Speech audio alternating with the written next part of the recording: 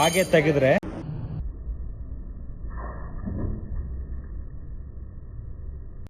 ಇವಾಗ fuel pressure check ಮಾಡೋ process. ಅದನ್ನು ಓಪನ್ ಮಾಡ್ಕೊಳ್ಳಿ. ಫ್ಯೂಲ್ ಪಂಪ್ ಕನೆಕ್ಷನ್ನು ಓಪನ್ ಮಾಡಿದ್ರೆ ನೆಕ್ಸ್ಟ್ ಅದಾದಮೇಲೆ ಕೀ ಆನ್ ಮಾಡಬೇಕು. ಒಂದು 3 ಟೈಮ್ ಸೆಲ್ಫ್ ಹೊಡಿಬೇಕು. ಮಾಡಿ ಬಿಡಿ.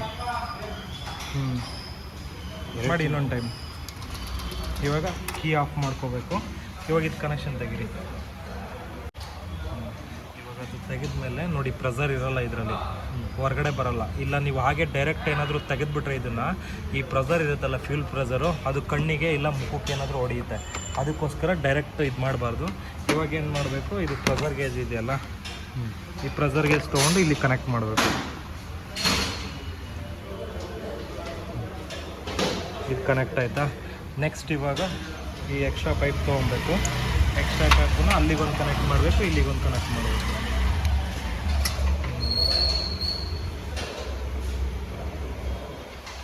ಇದನ್ನು ಮಾಡೋ ಟೈಮಲ್ಲೆಲ್ಲ ನೀಟಾಗಿ ಕ್ಲೀನ್ ಮಾಡಿ ಇಟ್ಕೊಂಡಿರಬೇಕು. ಇಲ್ಲ ಅಂತಂದರೆ ನಿಮಗೆ ತುಂಬ ಇದಾಗುತ್ತೆ, ಗಲೀಜಾಗುತ್ತೆ. ಇವಾಗ ನೋಡಿ 0 ಇದೆಯಲ್ಲ, ಇವಾಗ ಕೀ ಆನ್ ಮಾಡಿ. ಇವಾಗ ಕೀ ಆನ್ ಮಾಡಿದ್ದೆ ನಿಮಗೆ ಇಷ್ಟು ಬರುತ್ತೆ. ಇದು ಕನೆಕ್ಟ್ ಮಾಡ್ಕೋಬೇಕು. ಇವಾಗ ಕೀ ಆಫ್ ಮಾಡ್ಬಿಟ್ಟು ಆನ್ ಮಾಡಿ. ನೋಡಿ ಕೀ ಆನ್ ಮಾಡಿದ ತಕ್ಷಣ ನಿಮಗೆ ಪ್ರೆಷರ್ ಇದೆಯಲ್ಲ 300 ತನಕ ಹೋಗಬೇಕು. ಬಟ್ ನಿಮ್ಗೆ ಏನಾಗ್ತಿದೆ ಅಂತಂದರೆ 2 ಟೈಮ್ಸ್ ಆನ್ ಮಾಡಿದಾಗ ಹೋಗ್ತೀವಿ. ಏನಾಗುತ್ತೆ, ನಿಮಗೆ ಗಾಡಿ ಇದೆಯಲ್ಲ 1-2 ಕಿಲೋಮೀಟರ್ಸ್ 5 ಕಿಲೋಮೀಟರ್ಸ್ ಹೋಗುತ್ತೆ, ಇಲ್ಲ 10 ಕಿಲೋಮೀಟರ್ಸ್ ಹೋಗುತ್ತೆ. ಮತ್ತೆ ಏನಾಗುತ್ತೆ, ಸೇಮ್ ಪ್ರಾಬ್ಲಮ್ ಆಗಿಬಿಡುತ್ತೆ.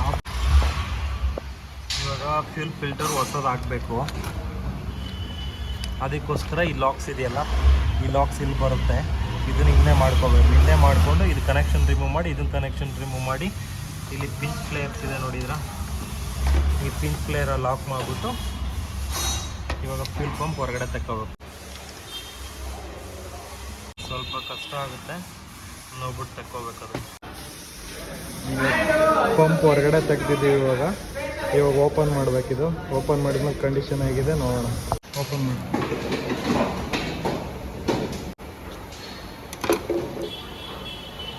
ನೋಡಿ ಇದೆಲ್ಲ ಕಂಪ್ಲೀಟ್ ಏನಿದೆ, ಬ್ಲಾಕ್ ಆಗಿಬಿಟ್ಟಿದೆ ನೋಡಿ. ಟೆಸ್ಟ್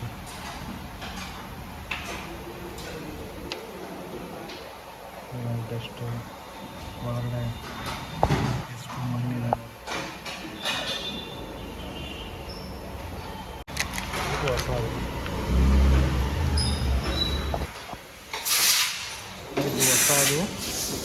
ಇದು ಹಳೆಯದು.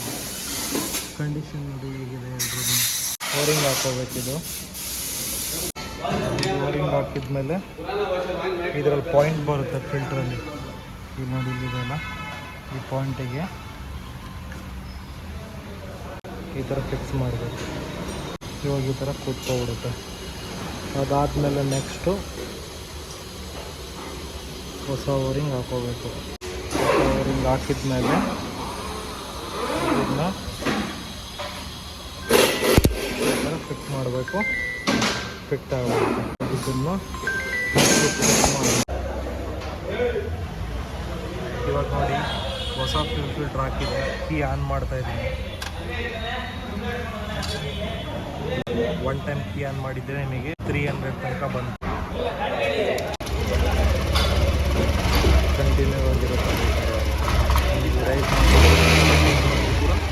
ನಿಮ್ಗೆ ಅಷ್ಟೇ ಇರುತ್ತೆ, ಅದಕ್ಕಿಂತ ಮೇಲೂ ಹೋಗಲ್ಲ, ಕೆಳಗಡೆ ಬರೋಲ್ಲ.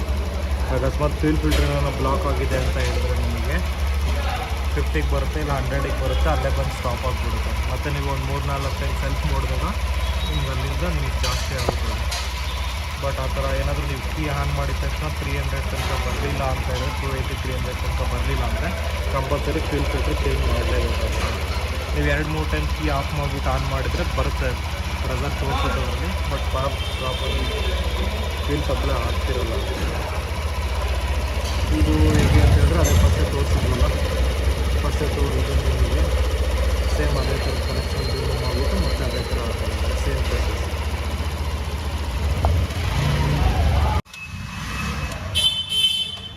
ಇವಾಗ ನೋಡಿ 300 ತನಕ ಇದೆ ಫ್ಯೂಲ್ ಪ್ರೆಷರು. ಫ್ಯೂಲ್ ಪ್ರೆಷರ್ ಏನಾದರೂ ತೆಗಿದೇನೆ ನೀವು ಹಾಗೆ ತೆಗೆದ್ರೆ ಈ ಥರ ಪೆಟ್ರೋಲ್ ಹೊರಗಡೆ ಬಂದ್ಬಿಡುತ್ತೆ, ಕಣ್ಣಿಗೆ ಮತ್ತು ಬಾಡಿಗೆ ಎಲ್ಲ ಆಗ್ಬಿಡುತ್ತೆ. ಅದರಿಂದ ಏನು ಮಾಡುತ್ತೆ, ಪ್ರೆಷರ್ ರಿಲೀಸ್ ಮಾಡಿಬಿಟ್ಟೇ ರಿಮೂವ್ ಮಾಡಿ